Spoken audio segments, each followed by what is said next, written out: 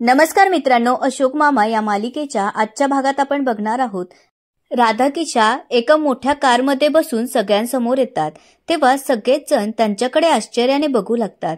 तेव्हा राधा वहिनी म्हणते की ही बिल्डिंग आम्ही विकत घेतली आहे, पण यावर कोणाचाच विश्वास बसत नसतो. तेव्हा किशा भाऊ तिला म्हणतो, यांना असं खरं पटणार नाही असं म्हणत आता तो डॉक्युमेंट काढतो आणि सगळ्यांना देतो. आता देसाई किशा भाऊचं नाव त्यावर वाचतो तेव्हा सगळ्यांनाच मोठा धक्का बसलेला असतो.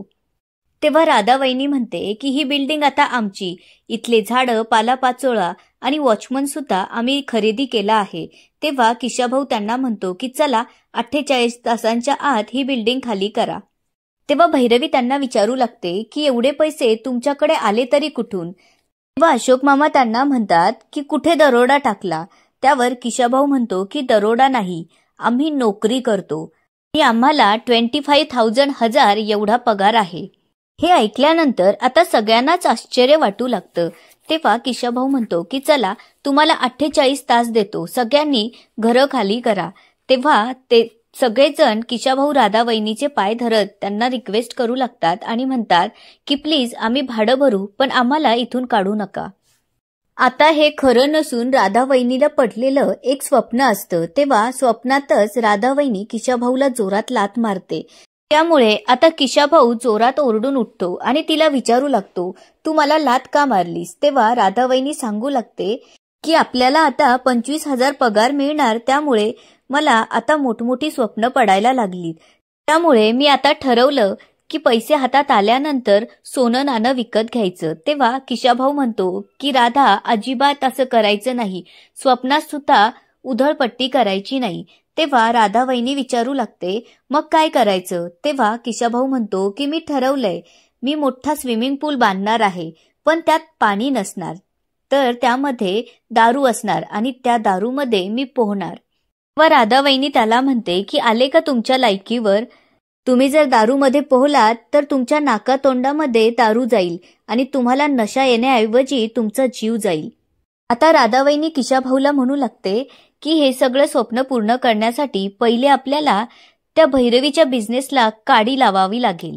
आता इकडे अशोक मामा इरा आणि ईशानला कॅफेमध्ये घेऊन येतात आणि त्यांना विचारू लागतात की तुम्हाला आईस्क्रीम खायचं का. तेव्हा ईशान म्हणतो की नको आजोबा. त्यावर आता अशोक मामांना खूप आश्चर्य वाटू लागतं आणि ते ईशानला म्हणतात की चक्क तू आईस्क्रीमला नाही म्हणतोस. तेव्हा दोघंही म्हणतात की आजोबा आता आम्हाला संस्कार वर्गात जायचंय, त्यामुळे आता आम्हाला काहीच नकोय असं म्हणत आता ते तिथून निघून जातात. तेव्हा अशोक मामा वेटरला आवाज देतात आणि म्हणतात की मला एक कॉफी आणि त्याच्याबरोबर बिस्किट घेऊन ये. त्यामुळे आता वेटर त्यांच्यासाठी कॉफी आणि बिस्किट घेऊन येतात. आता अशोक मामा बिस्किट खाऊ लागतात. तितक्यात आता निवीताई तिथे येते आणि त्यांना म्हणू लागते, ओ मिस्टर, तुम्ही माझ्या जागेवर बसला आहात. तेव्हा अशोक मामा म्हणतात की कशावरून ही जागा तुमची आहे. तेव्हा निवीताई आता त्यांची बॅग दाखवत म्हणते की ही बॅग मी इथे ठेवून गेली होती. तेव्हा आता अशोक मामा तिथून उठतात आणि दुसऱ्या टेबलवर जाऊन बसतात. जाताना सोबत कॉफी आणि बिस्किट घेऊन जातात. त्यामुळे आता निवीताई त्यांच्यावर ओरडते आणि म्हणते, ओ मिस्टर, कोणाची कॉफी घेऊन चाललात तुम्ही. त्यावर अशोक मामा म्हणतात, कुणाची काय, ही कॉफी मी ऑर्डर केलीये. त्यावर निवीताई म्हणतात की नाही, ही कॉफी आणि बिस्किट मी ऑर्डर केली होती असं म्हणत आता निवीताई कॉफी घेऊन तिथून जाते आणि म्हणते की कसले लोक आहेत, दुसऱ्याच्या चहा बिस्किटांवरती सुद्धा डल्ला मारतात. काही संस्कार नावाची गोष्टच नाहीये. आता ते अशोक मामांना म्हणतात, ओ मिस्टर, तुम्ही एक काम करा, इथे जवळच संस्कार वर्ग सुरू आहे, तुम्ही जाऊन तिथं स्वतःचं ऍडमिशन घ्या, तुम्हाला त्याची गरज आहे.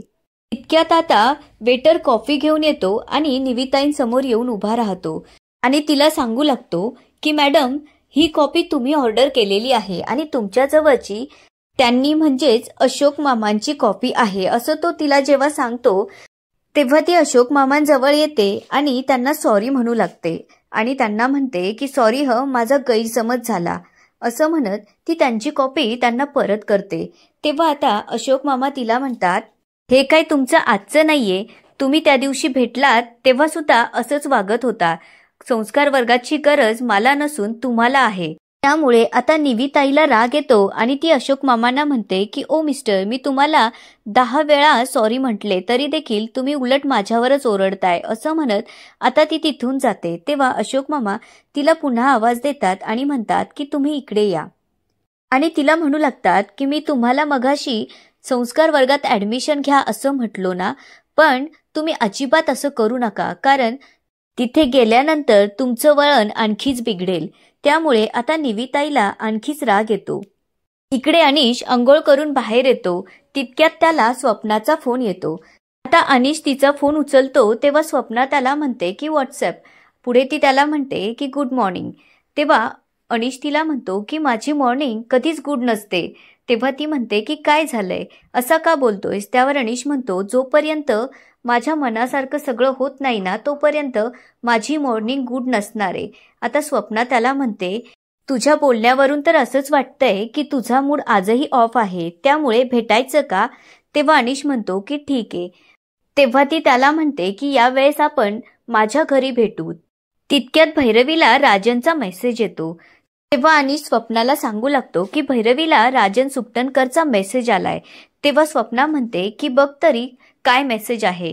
त्यामुळे आता राजन भैरवीचा फोन हातात घेतो आणि मेसेज रीड करतो. तर राजन सुकटनकरने भैरवीला संध्याकाळी त्याच्या ऑफिसमध्ये भेटायला बोलवलेलं असतं आणि खाली लिहिलेलं असतं की इम्पॉर्टंट काम आहे. तेव्हा स्वप्ना मुद्दामच म्हणते हे राजनचं नेहमीचं आहे. ऑफिस टाईममध्ये तो कधीच बोलवत नसतो. जेव्हा ऑफिसमध्ये कोणी नसतं ना तेव्हाच तो मुलींना बोलवतो. असा सेम मेसेज त्याने कितीतरी मुलींना आत्तापर्यंत केला असेल. तेव्हा अनिश तिला म्हणतो की आपण भैरवीला फॉलो करायचं का. त्यावर ती म्हणते की नको, त्यापेक्षा तू राजनचा आलेला मेसेज डिलीट कर आणि त्याचा नंबर ब्लॉक कर. त्यामुळे आता अनिश तो मेसेज डिलीट करून राजनचा नंबर ब्लॉक करतो. तितक्यात आता भैरवी अनिशसाठी कॉफी घेऊन येते. तेव्हा अनिश पटकन त्याच्या हातातला मोबाईल खाली ठेवतो. आता अनिश मुद्दामच भैरवीला विचारतो की काल आपल्याला बाहेर जाता आलं नाही तर आज प्लॅन करायचा का. त्यावर भैरवी म्हणते की आज नको, आज मला खूप कामं आहेत. इकडे अशोक मामा परत एकदा संस्कार वर्गाच्या रिसेप्शनिस्टला भेटायला येतात आणि म्हणतात की मला फॉर्म हवाय. त्यावर तो विचारतो की कसला. तेव्हा अशोक मामा म्हणतात की मला माझ्या मुलांची ऍडमिशन कॅन्सल करायची आहेत. तेव्हा तो म्हणतो की आमच्याकडे असला फॉर्म मिळत नाही. तुम्हाला जर ऍडमिशन कॅन्सलच करायची आहे तर एक काम करा, तुम्ही उद्यापासून तुमच्या मुलांना संस्कार वर्गात पाठवूच नका. तेव्हा अशोक मामा म्हणतात असं कसं, हे बघा आमचे पैसे आम्हाला रिटर्न करा. तेव्हा तो म्हणतो फॉर्म भरताना तुम्ही नियम आणि अटी वाचल्या नाही का. तेव्हा अशोक मामा म्हणतात मला त्यांच्याशी काहीही घेणं नाहीये. आता अशोक मामा त्याला म्हणतात की पहिले त्या मॅडमला बोलवा, मला त्यांच्याशी बोलायचंय. त्यावर तो म्हणतो अजून किमान 8 दिवस तरी त्या कोणाला भेटणार नाहीये. तेव्हा अशोक मामा त्यांना म्हणतात असं वागून तुम्ही आमची कोंडी करताय. हे बघा तुम्ही जर असं केलं तर मी पोलीस कंप्लेंट करेल. त्यावर तो म्हणतो त्याची काहीच गरज नाहीये, तुम्ही एक काम करा, वर्ग सुटेपर्यंत इथेच थांबा. तेव्हा अशोक मामा म्हणतात आता झाले की नाही सुतासारखे सरळ. तेव्हा तो सांगू लागतो की इथे असलेल्या 4-5 मुलांचे वडील हे पोलिसात आहे, त्यामुळे तुम्ही इथेच त्यांच्याकडे कंप्लेंट करा. पोलीस स्टेशनात जायची तसदी कशाला घेता, तेवढाच तुमचा फेरा वाचेल. त्यावर अशोक मामा म्हणतात किती उर्मट माणूस आहे हा. असं म्हणत आता अशोक मामा तिथून निघून जातात. आता इकडे डोरबेल वाजू लागते. त्यामुळे किशभाऊ येऊन दरवाजा उघडतो. तेव्हा राजन सुकटनकर भैरवीला जोरजोरात आवाज देत आत येतो. तेव्हा भैरवी त्याचा आवाज ऐकून त्याच्याकडे पळत जाते आणि विचारू लागते की काय झालं. तेव्हा राजन म्हणतो की तुझा प्रॉब्लेम काय. त्यावर भैरवी म्हणते म्हणजे. त्यावर राजन म्हणतो की मी तुला 10-15 कॉल केले आणि मेसेज सुद्धा, तुझा फोन नॉट रिचेबल येतोय आणि मेसेजचा रिप्लाय सुद्धा तू दिला नाहीये. त्यावर भैरवी म्हणते की असं झालंच नाहीये. तेव्हा राजन तिला म्हणतो याचा अर्थ मी खोटं बोलतोय. त्यावर भैरवी त्याला म्हणते की मला तसं नव्हतं म्हणायचं. आता राजन तिला म्हणतो की मला स्पष्ट सांग, तुला माझ्यासोबत बिझनेस करायचा आहे की नाही. तू जर आत्तापासूनच अशी करायला लागली तर मी तुझ्यावर विश्वास तरी कसा ठेवू. तेव्हा भैरवी म्हणते पण असं काहीच झालेलं नाहीये, तुझा काहीतरी गैरसमज झालाय. तेव्हा आता राजन त्याच्या जवळचा मोबाईल दाखवतो आणि तिला म्हणतो की हे बघ मी तुझ्या मोबाईलवरती किती कॉल केलेत आणि हा माझा मेसेज तू रीड सुद्धा केला आहे. तरी देखील तू मला रिप्लाय केला नाही. त्यामुळे आता राजन खूप रागात असतो. तेव्हा भैरवी त्याला म्हणते की हे कसं शक्य आहे, कदाचित माझ्या मोबाईलमध्ये काही प्रॉब्लेम असेल. ती राजनचा नंबर अनब्लॉक करतो. तेव्हा भैरवी आता तो मोबाईल घेते आणि राजनला म्हणते की तू परत एकदा मला कॉल कर. त्यामुळे आता राजन भैरवीला कॉल करतो. तेव्हा यावेळेस भैरवीचा कॉल लागतो. त्यामुळे राजनला आणखीच राग येतो आणि तो तिला म्हणतो की हे काय आहे.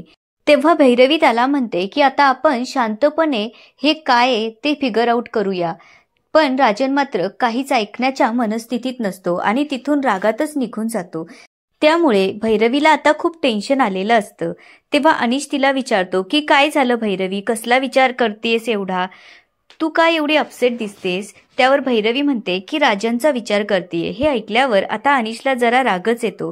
तेव्हा भैरवी म्हणते नाही म्हणजे तो जे काही बोलला त्यावर विचार करतेय. तेव्हा अनिश तिला म्हणतो हे बघ भैरवी, तू हुशार आहेस, तुझ्याजवळ स्किल आहे आणि तुझ्या हाताला चव देखील आहे. त्यामुळे तुला त्या राजनवरती अवलंबून राहायची गरज नाहीये. तेव्हा भैरवी अनिशला म्हणते पण मला एक गोष्ट कळत नाहीये.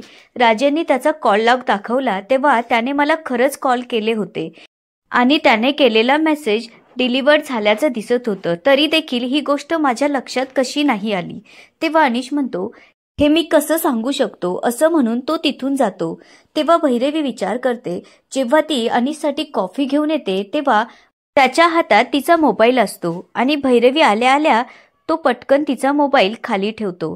तेव्हा ती अनिश जवळ जाऊन त्याला विचारू लागते की अनिश, जेव्हा मी तुझ्यासाठी कॉफी घेऊन आले तेव्हा माझा मोबाईल मी तुझ्या हातात पाहिला होता.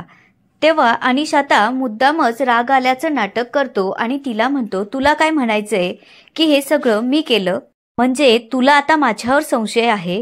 पुढे तो म्हणतो काहीही झालं तरी माझ्याच वरती येतं. मी सुधारण्याचा प्रयत्न करतो पण तुम्ही लोक मला सुधरूच देत नाही. तेव्हा भैरवी म्हणते की सॉरी, मला असं नव्हतं म्हणायचं. आता इकडे इरा आणि ईशान अशोक मामांना संस्कार वर्गात सोडायला चला म्हणत असतात. तेव्हा अशोक मामा म्हणतात की मी अजिबात येणार नाही. तेव्हा भैरवी म्हणते बाबा असं का करतात, मुलं एवढी हट्ट करतायत तर जा ना त्यांना सोडायला.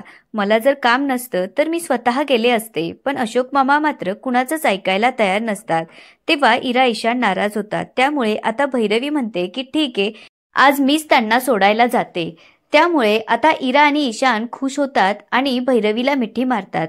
याच ठिकाणी आजचा एपिसोड संपतो. आता पुढे काय होणार ते बघूया उद्याच्या एपिसोडमध्ये. तोपर्यंत व्हिडिओला लाईक, सबस्क्राईब आणि शेअर करायला विसरू नका. धन्यवाद.